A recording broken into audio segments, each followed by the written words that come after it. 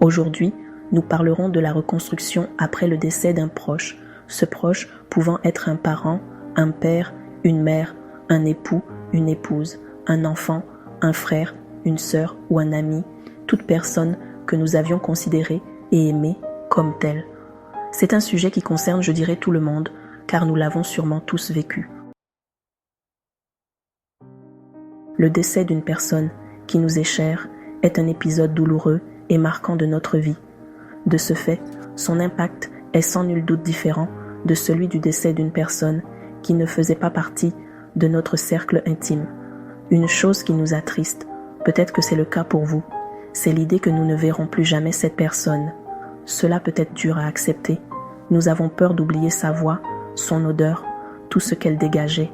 Est-il alors possible de se reconstruire après le décès d'une personne dont nous étions proches? Oui, c'est possible, mais il n'existe pas de mode d'emploi. Chaque binôme deuil-reconstruction reste particulier et propre à chaque individu. J'aimerais toutefois partager avec vous, si vous me le permettez, 6 clés qui vous aideront à embrasser ce processus de reconstruction. La première clé, acceptez vos émotions. Vous serez confronté à un ascenseur émotionnel que vous devez accepter. La psychiatre Elisabeth Kübler-Ross a décrit 5 étapes du deuil: la phase du déni, la phase de la colère, la phase de la négociation, la phase de la dépression et la phase de l'acceptation. Repassons-les ensemble. La phase du déni. Après l'annonce de la mort, survient en premier lieu le déni. Le choc de la nouvelle est insoutenable. La personne n'arrive pas à le réaliser. Peut-être que je fais un cauchemar, se dit-elle. Elle ne le croit pas, tellement le traumatisme est insupportable. La phase de la colère.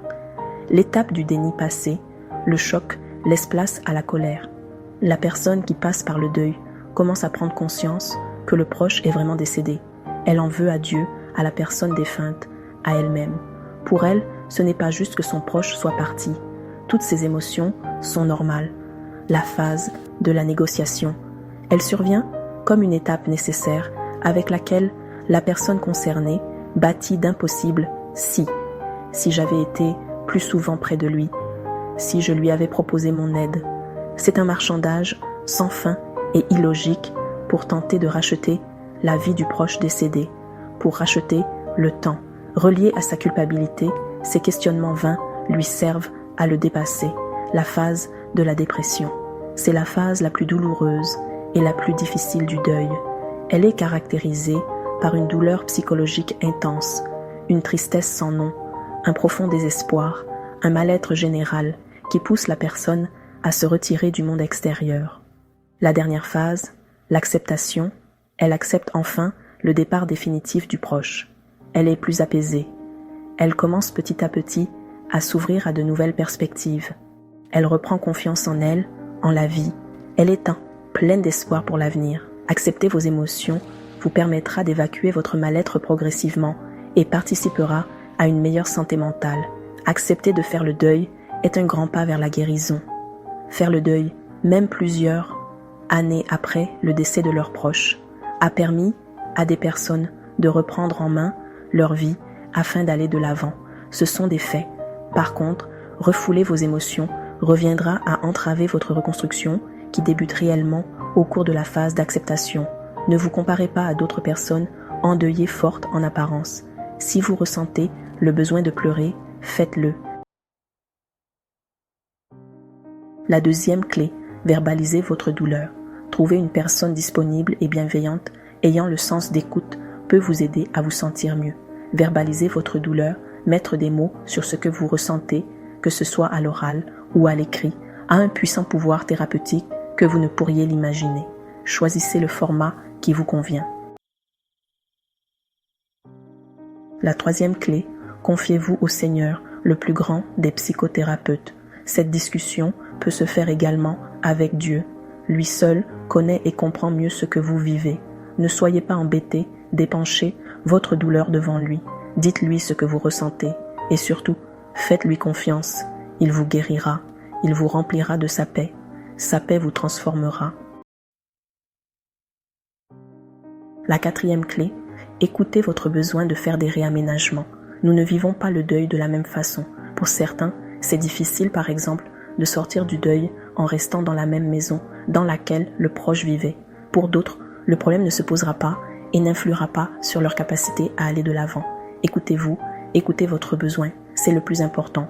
Dans certaines cultures, il est préconisé de donner les affaires personnelles du défunt. Contrairement à ce que l'on pourrait penser, en faisant ainsi, ils ne se débarrassent pas des affaires du défunt, mais ils le font pour pouvoir aller de l'avant. Ils estiment que les garder ravivera la douleur liée à la perte du proche. C'est vous qui décidez de ce qui peut vous aider à vous reconstruire. La 5e clé, trouvez dans ce deuil un sens. Cherchez dans la vie de ce proche une chose qui caractérisait sa personnalité et qui vous inspirait. Décidez pour lui rendre hommage de devenir une meilleure version de vous-même. Pour être plus concrète, supposons que vous avez toujours eu du mal à être à l'heure à vos rendez-vous, alors que la ponctualité était une qualité de ce proche. C'est une chose sur laquelle, même avant sa mort, vous travaillez. Eh bien, honorez sa mémoire en devenant ponctuel. Pour un parent qui a perdu son enfant et qui ne passait pas du temps avec ses enfants, cela peut être de devenir un parent plus présent pour ses enfants. La vie de ce proche doit vous enseigner au moins une chose. Inspirez-vous-en pour devenir une meilleure version de vous-même. Cette inspiration doit rejoindre votre épanouissement personnel. Cette personne n'est plus, alors que moi oui, je dois être reconnaissant en vivant une vie qui honore Dieu, qui honore cette personne et qui me permette de devenir meilleur. Je me reconstruis en m'inspirant de lui. La 6e clé, décidez de continuer de vivre. Vous ne devez pas culpabiliser de le vouloir. La Bible nous enseigne que le deuil doit être temporaire. Les Israélites prenaient le deuil pendant 30 jours, Nombre 20, verset 29 et Deutéronome 34, verset 8. Passé ce délai, ils sortaient du deuil et reprenaient une vie sociale. Et cette mesure a été prise afin de ne pas éterniser la période de deuil, ce qui pourrait entraver le processus de reconstruction. À vous qui m'écoutez en ce moment et qui êtes resté figé dans le passé parce que vous avez perdu un proche, j'aimerais dire ceci. La vie ne sera plus comme avant son décès et personne n'essaiera de vous demander de faire comme s'il n'avait pas existé. Cependant, il est possible de continuer de vivre. Ce proche ne veut pas que vous arrêtiez de vivre à cause de lui. Dieu non plus. Vous ne ressentirez probablement pas l'envie de dépasser cela. C'est pour cette raison qu'il faut le décider.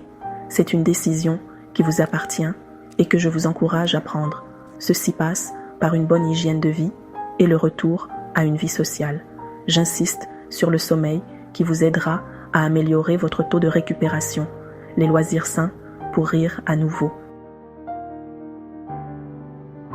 Continuer de vivre ne vous fera pas oublier ce proche. Vous n'oublierez jamais cette personne car elle restera toujours dans vos souvenirs, dans votre cœur. Vous la verrez en vos enfants. Continuer de vivre, c'est célébrer la vie que cette personne a eue. C'est célébrer la vie, tout simplement. Dieu vous fortifie. Prenez soin de vous. C'était CLSS.